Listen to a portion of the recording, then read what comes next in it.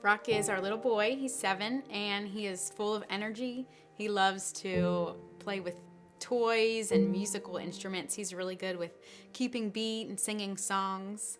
Everybody just thinks he's a really cool kid. When Brock was around 3, we started noticing that he just couldn't do the things his little sister could do. She would be running around him, and we just were wondering what was going on, and so we took him to the doctor. The pediatrician had us do a test to figure out what was going on, and we didn't know what it might be, but Brock was falling down frequently. He was just not able to run, and we had to help him up and down the stairs some. Come to find out, he had Duchenne. So Duchenne for us kind of means a little more work, I guess, as far as a mom. We homeschool, so he does school upstairs in our house. So I have to carry him up and down the stairs, carry him up and down from the basement. If he's just playing with toys, I have to pick him up. Duchenne Muscular Dystrophy is a neuromuscular disease typically diagnosed in males between the ages of 3 and 5 years old. It is a fast-progressing, muscle-wasting disease that affects 1 in every 5,000 males born today.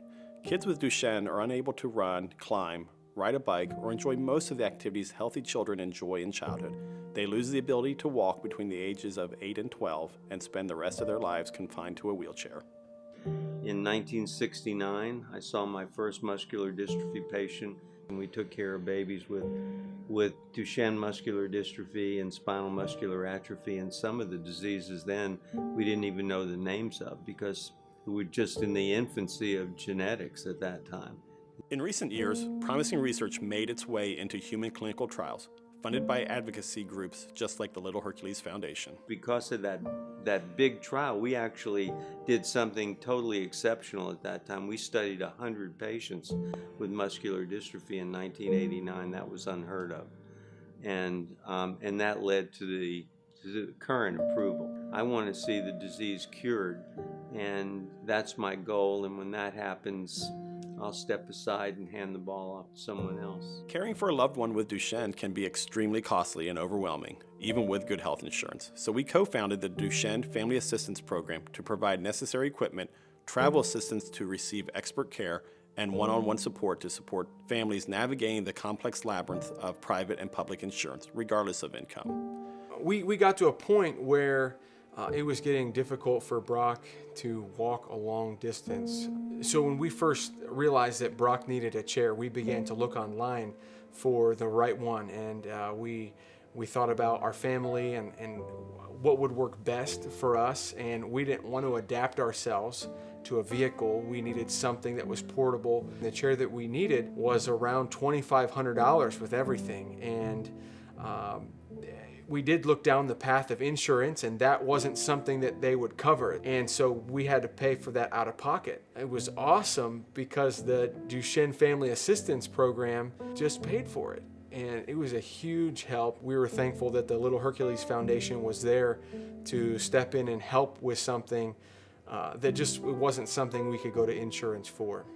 We are the Little Hercules Foundation, a strong team of parents and advocates with families and friends directly affected by this disease. Together, we are committed to changing the future for those living with Duchenne. With the help of individuals like you and our corporate partners like Credit Union of Ohio, we are shifting the reality of Duchenne. My name is Jill Gershutz, and I am Vice President of Marketing and Strategic Planning here at Credit Union of Ohio. Credit Union of Ohio, like all credit unions, we're all founded off of the same philosophy of people helping people. And we believe it's important to continuously give back and maintain those core values. And when you attend the Little Hercules events and hear the stories from these children and their families and how you are helping them to have a voice and to fight, you can't help but be proud of where that money is going. Many children and their families sacrifice preciously limited hours, days, and years participating in critical scientific research that led us here. Funding for clinical trials has, in general, been a big obstacle, but the momentum is definitely changing now. It's more likely that we'll get funding from a foundation. And then once we begin to show that we're on the right track and we have efficacy, then the federal government is more likely to release funds. So they're in tandem. They go hand in hand. And so one can't be done without the other. We owe it to all the families affected by Duchenne to stay the course, to never give up the fight, to give these children more years on this earth. Because despite how far we've come, Duchenne is still a 100% fatal disease. Imagine hearing the news that your child has Duchenne. What would you give to see them live a much better life? What we've learned is that he's okay right now, and we just take it one day at a time. But we found that there are plenty of people to help you. There are family that wants to support you, and there's a lot of good treatments, and there's hope that something better can come.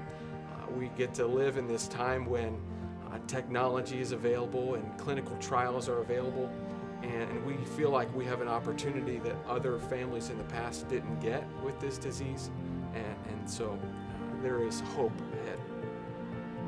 Join the Little Hercules Foundation in the fight against this devastating disease. Together, we can end Duchenne. Thanks, Little Hercules.